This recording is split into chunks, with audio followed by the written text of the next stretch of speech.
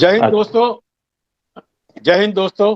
Cockroach party की strike खत्म, जंतर मंतर से सब गायब हो गए, लेकिन पीछे छोड़ गए टनों कचरा, जिसके लिए बीएमसी लगी हुई है, वहां पर काफी दिनों से सफाई कर रही है, वो भी हो रहा है। और उसके साथ साथ, कचरे के साथ साथ छोड़ गए अपने फिंगरप्रिंट्स, अपने फोटोग्राफ्स, जिसने गाड़ी तोड़ी, जिसने पुलिस पे हमला किया।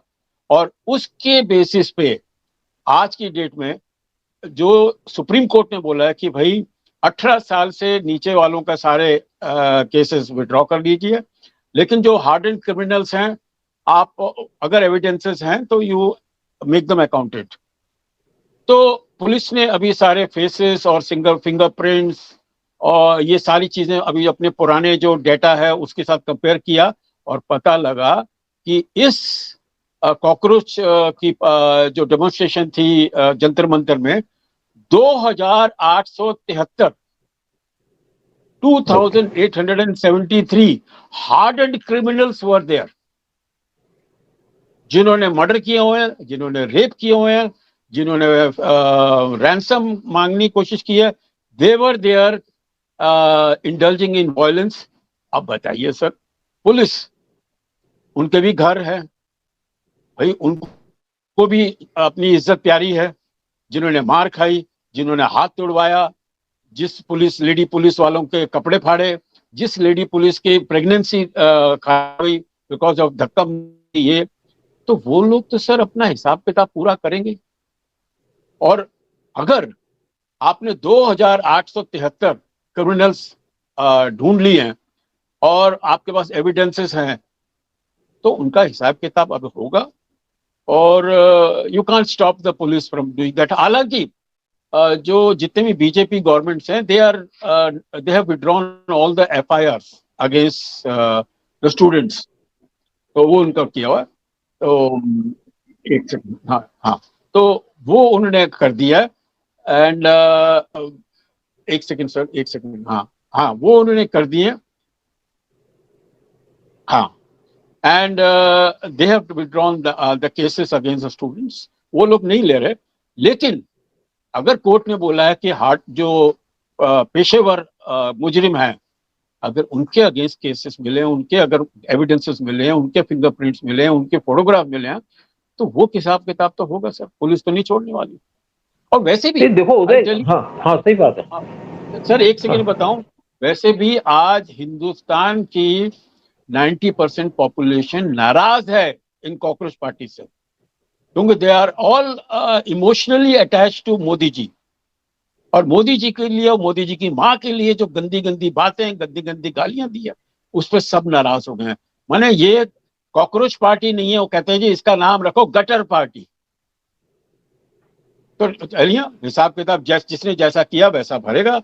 एंड लेट अस सी जो अभी ड्रामा अभी अनवील होने वाला है। आप बताइए सर। उधर देखो, सिंपल सी बात है, आप प्रोटेस्ट करो, बड़ी अच्छी बात है, आप डेमोक्रेसी है, प्रोटेस्ट कर सकते हैं, कोई दिक्कत नहीं है, प्रोटेस्ट पीसफुल होना चाहिए। लेकिन यहाँ पे आप गुंडे बीच में घुस गए इसके अंदर, और पुलिस ने सबको आइडेंटिफाई करना शुरू कर दिया। आजकल एआई का जमाना है, आजकल फेशियल रीडिंग का जमाना है, और पुलिस इस टाइम पे एडवांस्ड है।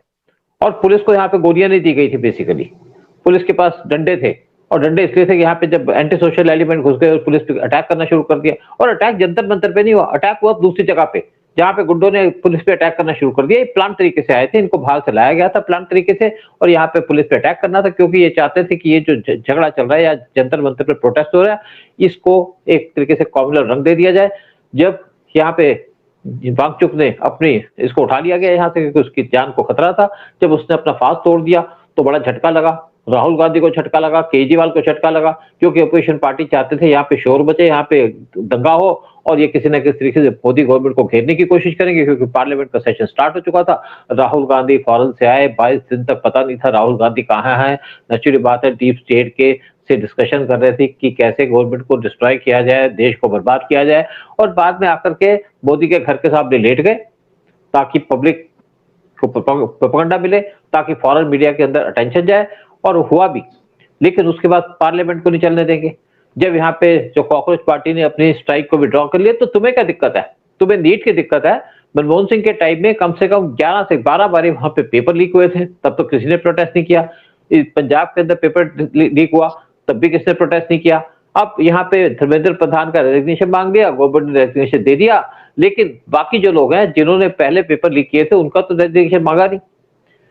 धर्मेंद्र प्रधान का रेजिग्नेशन मांगने का पर्पस कुछ और था, क्योंकि वो एजुकेशन मिनिस्टर थे और एक बड़ा काम कर रहे थे। जो हमारी 75 साल से गलत हिस्ट्री लिखी गई, जहां पे बाबर और मुगलों के जितने भी किंग थे उनको कहा गया बड़े महान है, अकबर द ग्रेट वो कहा गया, वो वहां पे सच्चाई ला रहे थे। जहां पे नेहरू फैमिली को प्रमोट किया गया हमारी हिस्ट्री किताबों के अंदर, उसके सामने सरदार पटेल का चैप्टर ला रहे थे, सामने श्यामा प्रसाद मुखर्जी का चैप्टर ला रहे थे, और गांधी को कहा गया, गांधी ने इंडिपेंडेंस दिलवाई। उसके बाद वहां पे लिखा जा रहा था कि सुभाष चंद्र बोस ने हमको इंडिपेंडेंस दिलाई, हमको बाकी जो हमारे लोगों ने सेक्रीफाइस किया उन्होंने इंडिपेंडेंस दिलाई, इसलिए धर्मेंद्र प्रधान को हटाने का सारा प्लान किया गया। और उन पे चार्ज ये लगा कि आरएसएस को बिलोंग करते हैं। आरएसएस को जो बिलोंग करता है उससे बड़ा तो कोई आदमी होगा ही नहीं, उससे किसी ज्यादा किसी ने सेक्रीफाइस ही की होगी। और आज ये धर्मेंद्र प्रधान को हटा करके सोच रहे कि मोदी को हटा देंगे, शाह को हटा देंगे। जो लोग काम करते हैं उनके खिलाफ ऐसे डेमोन्स्ट्रेशन नहीं होती, लेकिन हाँ यहाँ पे जरूर कुछ लोगों ने गालियां देनी शुरू कर दी, और कुछ लोग लड़कियों ने गालियां देनी शुरू कर दी, भद्दी भद्दी गालियां देनी शुरू कर दी। लोग कहते हैं आप उसको सुन नहीं सकते। फिर बाद में बजरंग दल के लोग भी एक्टिव हो गए, उन्होंने उनके घर में जाकर के छापा मारा और लड़की से पूछा तुमने गाली क्यों दी। पुलिस भी उनके पास पहुंच गई। जब पुलिस पहुंच गई तो रोने लग गई कि मुझे तंग किया जा रहा है, मुझे परेशान किया जा रहा है। जब आप गाली दे रहे थे तब आप परेशान नहीं हुई जनता, तब आपको कुछ दिक्कत नहीं हुई, लेकिन जब आपने गालियां दी तब तो देते रहे। जब आपसे पूछताछ हुई गालियां क्यों दी तो आप यहाँ पे शोर मचाने लग गए। लेकिन एक बात है कि चलो यहाँ पे सुप्रीम कोर्ट ने कह दिया कि 18 साल से जो छोटे लोग हैं उनके खिलाफ कोई क्रिमिनल केस नहीं है तो उनको बरी कर दिया जाए, बरी कर दिया। और कांग्रेस पार्टी के साथ क्या एग्रीमेंट हुआ था? एग्रीमेंट ये हुआ था कि जिनके खिलाफ भी एफआईआर फाइल की गई है जंतर मंतर पे विड्रॉ कर दी जाएगी, लेकिन जिनके खिलाफ राइटिंग की एफआईआर फाइल की गई है वो जंतर मंतर के दूर की गई है, उनके खिलाफ तो कोई एग्रीमेंट नहीं था। फिर सुप्रीम कोर्ट ने कह दिया कि भाई आप मतलब इन लोगों क्रिमिनल के खिलाफ तो छोड़िए, लेकिन कांग्रेस पार्टी कहती है सबके खिलाफ केस विड्रॉ होना चाहिए, सबके खिलाफ एफआईआर विड्रॉ होनी चाहिए, चाहे 2 साल पहले हो चाहे 4 साल पहले हो। तो यहाँ पे तो एक तरीके से झड़कम मच गया। जब जंतर मंतर पे प्रोटेस्ट खत्म हो गया तो एक बहुत सबसे बड़ा कॉकरोच यानी कि तिलचट्टा सामने आ गया, और इस कॉकरोच का नाम है कपिल सिब्बल। उन्होंने दीपके को अपने ऑफिस में बुलाया, जोरबाग में ऑफिस है जहां पे वो कई लाख हजारों कई सौ 50-60 लाख का रेंट देते हैं। वहां पे बुलाया कि आप आओ डिस्कस करो, और कपिल सिब्बल का पर्पस था कि दोबारा से उनको एंट्री मिल जाए, क्योंकि कपिल सिब्बल अनएम्प्लॉयड हो चुके थे। जब से केजरीवाल जेल से छूटे तो कपिल सिब्बल को केस नहीं मिला। कपिल सिब्बल केजरीवाल का केस लड़ते लड़ते 200 से ज्यादा करोड़ कमा चुके थे। फिर उसके बाद जब ममता बनर्जी इलेक्शन हार गई तो इनको बहुत दुख हुआ कि यहाँ पे तो डेमोक्रेसी है ही नहीं, जबकि वो डेमोक्रेटिकली इलेक्शन हारी थी। और कपिल सिब्बल ने कहा कि मैं इस देश में रहना नहीं चाहता, भैया आपके लिए तो इतनी कंट्री पड़ी है, आप जाइए बांग्लादेश में रहिए जहां पे आपको मदद मिलेगी, जहां के आपको केस मिलेंगे। पाकिस्तान जाइए, आपके लिए भी बड़ी ऑप्शन है। और दूसरी बात है कि ममता बनर्जी के जाने के बाद इनके पास केस आने बंद हो गए, और अब इन्होंने कांग्रेस पार्टी से कहा कि जिनके खिलाफ भी पुलिस एक्शन लेगी मैं आपके केस फ्री लड़ूंगा। एक्चुअली फ्री नहीं लड़ेंगे, इनको पैसा मिलेगा डीप स्टेट से, इनको जॉर्ज सोरोस से पैसा मिलेगा। और देखिए जितने भी कांग्रेस पार्टी के लोग थे जो वायलेंस कर रहे थे उनको बुलाया गया था यहाँ पे 2000 रुपए लेकर के कि हर एक आदमी को पर डे 2000 रुपए मिलेंगे, रहने खाने का सब अरेंजमेंट था। साथ में इनके साथ अरेंजमेंट ये भी था, इनको किराया मिला था।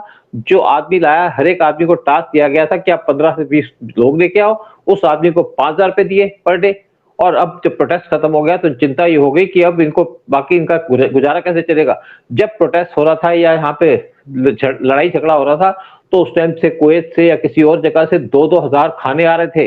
कौन दे रहा था पैसे किसी को नहीं पता, लेकिन खाना बनाया जा रहा था, खाना यहाँ पे बर्बाद किया जा रहा था, क्योंकि फॉरेन से लोग इनको सामान भेज रहे थे।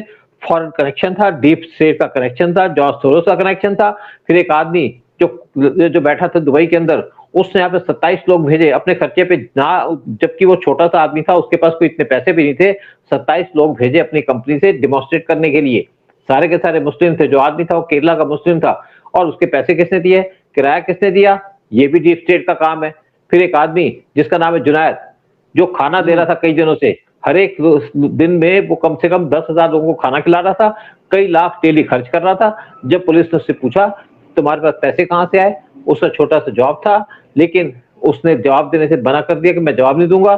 तो पुलिस ने उसके घर वालों से चेकिंग की।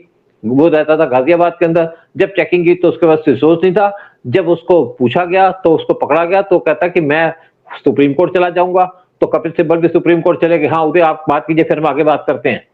सर, ये जुनैद, अब आपको पता है कि कल ही वॉज ऑन बीबीसी, यानी ये जो बीबीसी जो कंटिन्यूअसली एंटी इंडियन कैंपेन करता रहता है, वो अब इन लोगों को बढ़ावा दे रहा है, इनको एक्सपोजर दे रहा है कि देखो इनको कितना मारा गया, इन्होंने क्या गलती की, कुछ गलती नहीं की, ये तो बेचारे मिलजुल के खाना। अरे खाना, साले तुम्हारे घर में 5,000 रुपए नहीं है, तुम रोज 12-14 लाख रुपए का खाना कहाँ से ला रहे थे? वो कहते जी नहीं हम मिल के कर रहे थे। अच्छा, इससे पहले तो कभी मिल के कभी कोई मूवमेंट ऐसा नहीं किया तुमने? तो ये बहुत सोची समझी ये साजिश है। और सिर्फ अभी मैं एज एक इन अ लाइटर मूड, ये हमारे पप्पू जी, हमारे राहुल गांधी क्यों जाके प्राइम मिनिस्टर के घर के बाहर जाके बैठ गए? उन्होंने यही सोचा कि भैया पूरी जिंदगी भर तो मुझे प्राइम मिनिस्टर बन नहीं सकता, इस जन्म में तो नहीं बन सकता, कम से कम उनके गेट पे तो जाके बैठूं, धावा लूं और कब्जा करूं ना उनका गेट भी। तो वो जाके गेट पे बैठ गए, लेकिन वहां से भी उनको उठाया गया। और सर देखिए, ये जो जिहादी जितने हैं, उनके टारगेट थे पुलिस। और गुस्सा किसकी वजह से था? ये अपनी बुलडोजर की वजह से। बुलडोजर का गुस्सा उन्होंने पुलिस वालों पे निकाला। और जिस तरह से सर उदय किया, अब तो कहाँ। एक्चुअली देखो उदय, बेसिकली आपकी बात ठीक है, लेकिन एक आपको बात बता दूं, एक्चुअली इनको स्पेशली भेजा गया था, इनको भेजा गया था कि पुलिस को अटैक करो।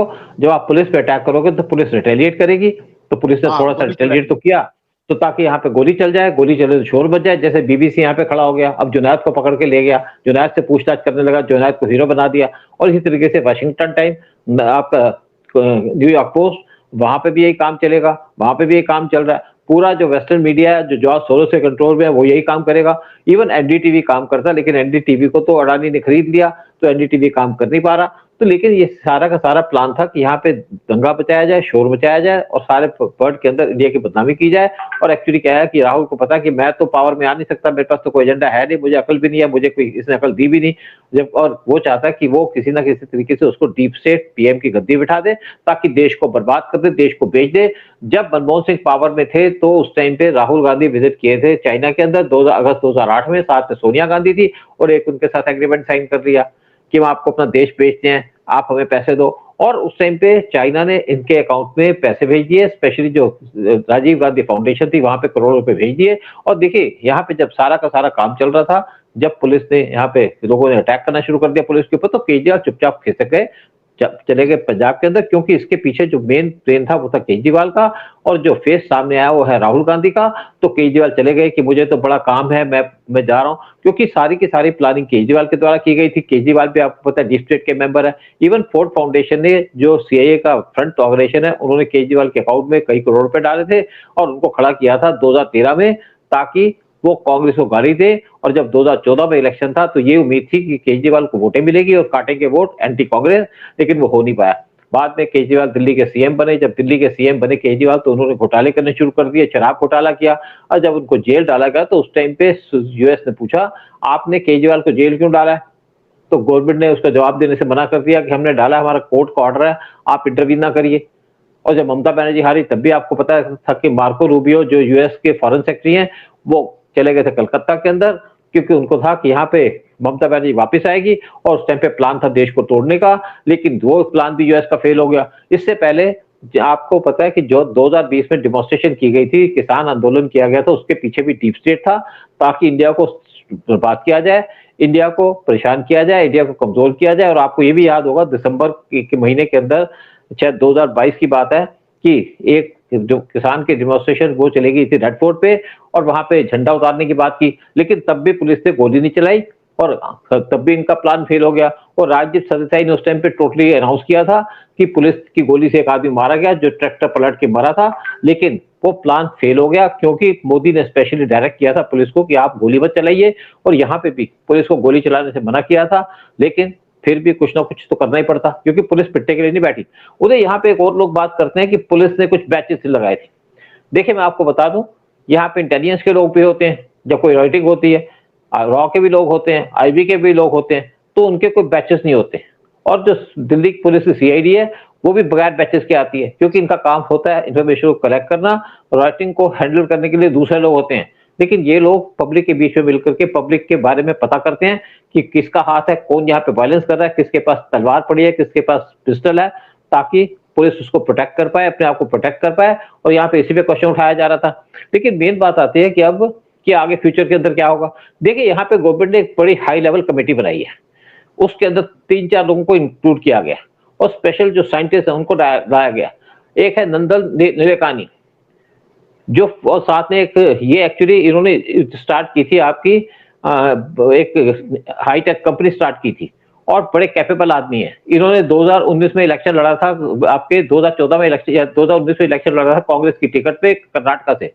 बाद में ये बीजेपी के अंदर ज्वाइन कर गए, क्योंकि ये एक साइंटिस्ट थे और साथ में इसरो के जो साइंटिस्ट हैं जिन्होंने मून पे वो भेजा था, सैटेलाइट भेजा था, उनको भी बनाया इसके अंदर। साथ में आईआईटी मद्रास के डायरेक्टर वी कामाकोटी, इन 3 लोगों की कमेटी बनाई है ताकि ये एग्जामिन करें कि फ्यूचर के अंदर कैसे यहाँ पे चोरी रोकी जा सकती है, पेपर लीक को रोका जा सकता है। क्योंकि गवर्नमेंट इसको बड़े सीरियस ले रही है, बड़े सीरियसली कंसर्न करना चाहती है कि फ्यूचर के अंदर कोई पेपर लीक ना हो। आज साइंटिस्टों को, आईआईटी के स्पेशलिस्ट को बुलाया जा रहा है, एडमिनिस्ट्रेटिव लोगों को नहीं बुलाया जा रहा। और जहाँ पे जब पेपर लीक हुआ था उसके अंदर 47 लोग जो उसके हेड कर रहे थे कमेटी को, सबके सबको निलंबित कर दिया गया और सबके खिलाफ क्रिमिनल केस फाइल कर दिया गया। गवर्नमेंट ने जितना एक्शन लिया इससे बेटर एक्शन कोई ले नहीं सकता। लेकिन जो इन्होंने बलि का बकरा बनाया, वो बनाया प्रधान को, और प्रधान एक बहुत कैपेबल आदमी है और बहुत जल्दी मुझे लगता है कि प्रधान को सीएम बना दिया जाएगा उड़ीसा का, क्योंकि उड़ीसा को बिलोंग करते हैं। लेकिन आज लोग शोर इसलिए मचा रहे हैं कि प्रधान ने यहाँ पे जो हमारा स्टडी का सिस्टम है, या हमारी हिस्ट्री है, उसको ठीक करने की कोशिश की, गलत हिस्ट्री को ठीक करने की बात कर रहे थे, इसीलिए उनको बलि का बकरा बनाया गया। लेकिन कोई बात नहीं, हर एक को सेक्रीफाइस तो करना ही पड़ता है, देश के लिए या गवर्नमेंट की सुरक्षा के लिए। बिल्कुल सर। और ये राहुल गांधी पार्लियामेंट में खड़े होकर लोगों को गालियां देता है, मतलब ये धर्मेंद्र प्रधान को क्रिमिनल बोलता है। और आज क्या बोल रहा था पार्लियामेंट के अंदर कि मैंने गाड़ी में देखा अमित शाह बैठा था, घबरा रहा था, डर रहा था, कांप रहा था। अबे वो कहां पे का वो आदमी तेरे जैसे लाख आ जाएंगे पप्पू, वो he is more powerful than you. तुम्हारे वो एकदम चाणक्य, मॉडर्न चाणक्य, एक कैपेबल चाणक्य है जाके। सर एनीवे, ये हो जाने दीजिए। मेरे ख्याल से जो होता अच्छा होता है। और हमारे मोदी जी तो हर विपरीत सिचुएशन को किस तरह से अपने एडवांटेज में लाते हैं, देश के एडवांटेज में लाते हैं, वो उन्होंने करके दिखाया और इस बार भी करेंगे। और ये जो हरकत हुई है इसमें देखना हिंदुस्तान का फायदा ही होगा। और ये जो हमारे जितने भी डीप स्टेट हैं और वेस्टर्न मीडिया है, कर लो कोशिश। सर ये ना नेपाल है ना ये बांग्लादेश है, ये हिंदुस्तान है, जहां आज 95% 90% जितने भी हैं वो मोदी जी के पीछे खड़े हैं। आप जो करना कर लीजिए। उधर देखो बेसिकली मोदी जी के पीछे क्यों खड़े हैं? क्योंकि मोदी जी देश का सोचते हैं, देश का काम कर रहे हैं। मोदी जी इस देश को आगे लेके जा रहे हैं, देश की प्रोग्रेस कर रहे हैं। आज कंट्री को स्ट्रांग कर रहे हैं, कंट्री की इकोनॉमी को स्ट्रांग कर रहे हैं, कंट्री के डिफेंसेस को स्ट्रांग कर रहे हैं, कंट्री के अंदर जॉब क्रिएट किए जा रहे हैं। देखो पहली बार देश के अंदर हो रहा है कि यहाँ पे डिफेंस इंडस्ट्री को प्रमोट किया जा रहा है और यहाँ पे लाखों जॉब क्रिएट किए जा रहे हैं। प्लेन इंडिया में बनेंगे, पहले प्लेन बाहर से आते थे, टैंक्स इंडिया के अंदर बन रहे हैं, ड्रोन्स इंडिया के अंदर बन रहे हैं।